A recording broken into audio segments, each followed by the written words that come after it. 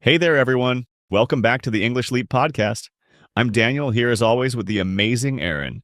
We're so happy you've joined us today. Hi, everyone. Let's kick things off with a quick question.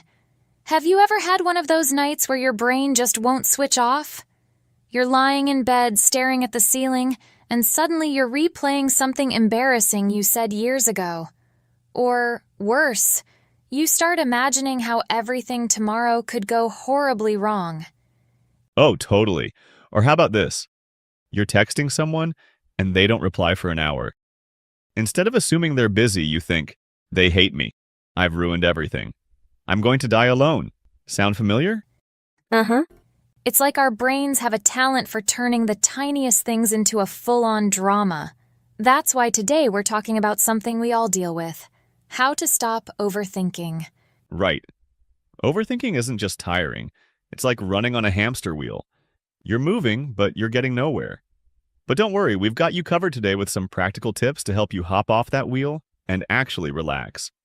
And to make it even better, we're bringing in Lucy, who is fantastic at explaining things in a way that's super easy to understand. And fun, too. She's going to share ways to quiet that overactive brain and feel more in control of your thoughts. Mm-hmm. And, of course, we'll be learning some awesome English phrases and vocabulary along the way. Because, hey, if we're going to tackle overthinking, we might as well improve our English while we're at it, right?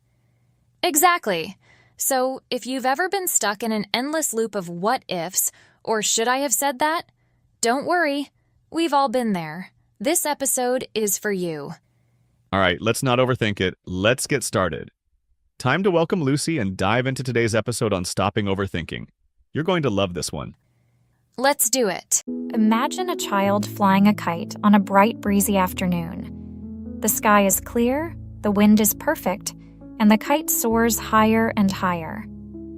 The child smiles, tugging the string to keep it balanced. But suddenly, the string begins to tangle. In a rush to fix it, the child pulls harder, twisting the string more. The kite wobbles, falters, and then crashes to the ground. The fun moment turns frustrating. Now picture this. What if the child had paused, taken a breath, and gently worked through the knots instead of panicking? The kite would have flown again free and graceful. Our thoughts are much like that kite. When left to flow naturally, they lift us to new heights. But when we overthink, pulling and twisting them too much, they tangle, pulling us down. Overthinking keeps us stuck in the knot of what-ifs and should-haves, making it hard to move forward. But like the child with the kite, we can learn to untangle our minds. And sometimes, it starts with just letting go. Life, much like the sky, is full of unpredictable winds. Challenges, uncertainties, and decisions come at us from all directions. It's natural to think about them. They deserve our attention. But overthinking happens when we dwell on them too much, trying to control every gust of wind, every possible outcome. The harder we pull at the string, the more our thoughts spin out of control. Take Emma, a college student preparing for an important exam. She studied hard, but as the exam approached, her thoughts spiraled. What if I forget everything? What if the questions are too hard? What if I fail and disappoint everyone? Instead of focusing on what she could control, reviewing her notes, taking breaks, Emma spent hours replaying worst-case scenarios in her mind. The result? Sleepless nights, endless anxiety, and a drained mind before the exam even began. Emma's story reminds us of something simple yet profound. Overthinking doesn't solve problems, it creates new ones. Just like the kite, our minds need space to breathe. And the first step is learning to pause. There's a saying that fits perfectly here. You can't stop the waves, but you can learn to surf.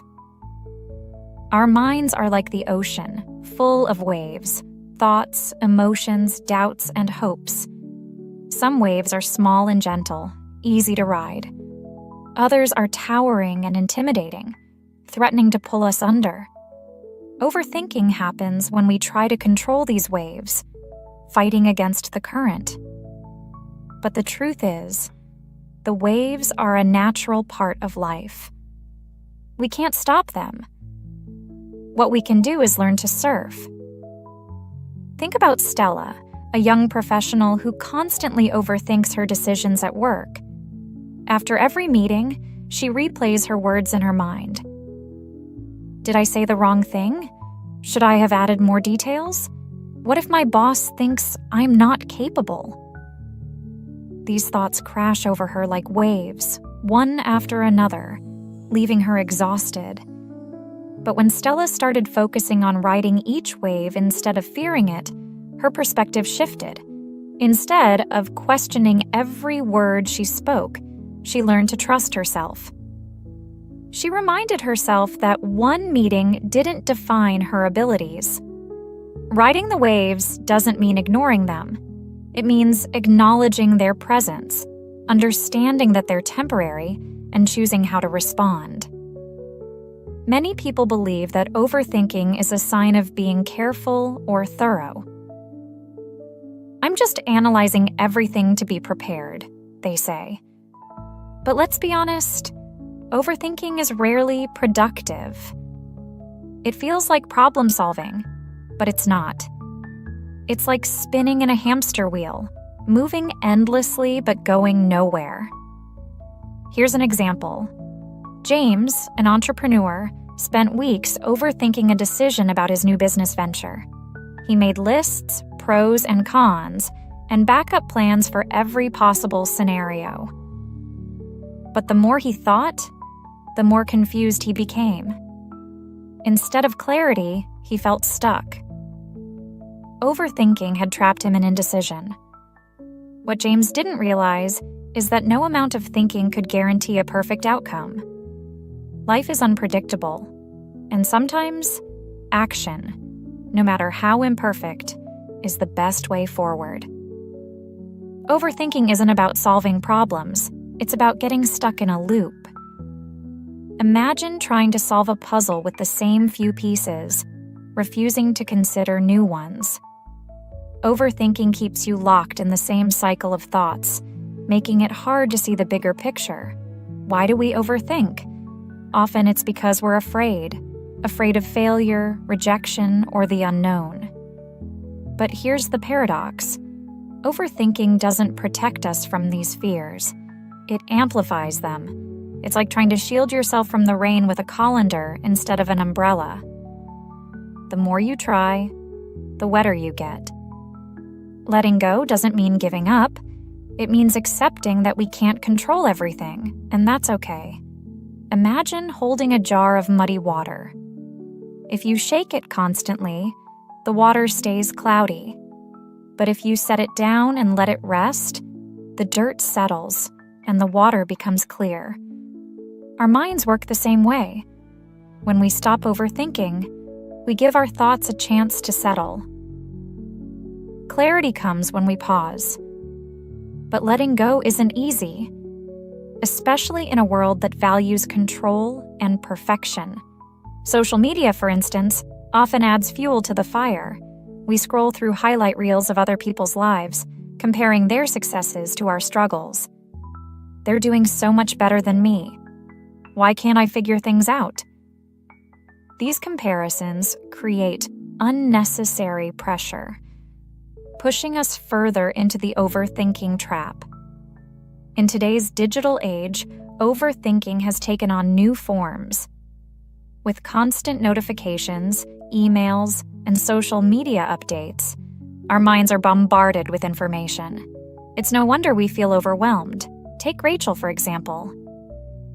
Every night, before bed, she scrolls through her phone. A friend's promotion, a celebrity's vacation, a fitness influencer's perfect workout routine. It's all there, waiting to be compared to her own life. By the time Rachel puts her phone down, her mind is racing with thoughts. Am I doing enough?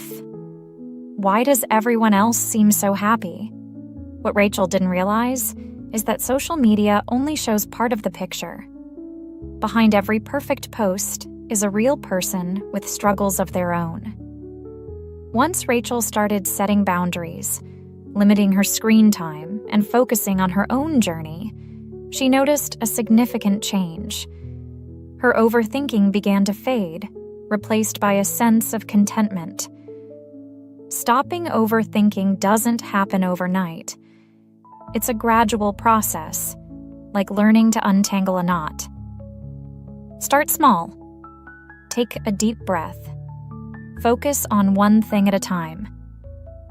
When your mind starts to spiral, ask yourself, is this thought helpful? Is it true? Often our worries are based on fears, not facts. For instance, when Emma worried about her exam, she asked herself, what can I do right now? Instead of imagining worst-case scenarios, she focused on reviewing one chapter at a time. This simple shift helped her stay grounded. Another powerful tool is gratitude. At the end of each day, write down 3 things you're grateful for. Gratitude shifts your focus from what's wrong to what's right, breaking the cycle of overthinking. Life will always have uncertainties, but overthinking doesn't have to control us. Like the child with the kite or the surfer riding the waves, we can learn to navigate our thoughts with grace. Letting go isn't about ignoring our problems. It's about trusting ourselves to face them without being consumed. Take a moment to reflect. What thoughts have you been holding on to too tightly? What would happen if you let them rest, like the muddy jar of water? Could you trust yourself to handle the waves of life without needing all the answers right away?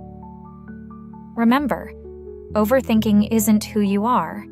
It's something you do. And with patience and practice, it's something you can overcome.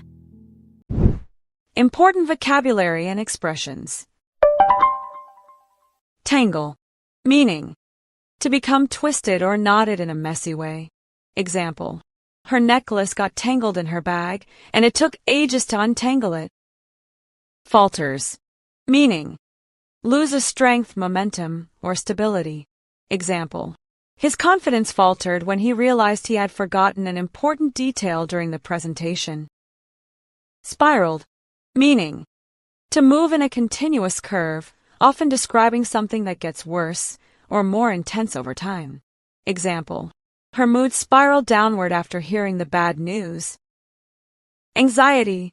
Meaning, a feeling of worry, nervousness, or unease, often about something uncertain.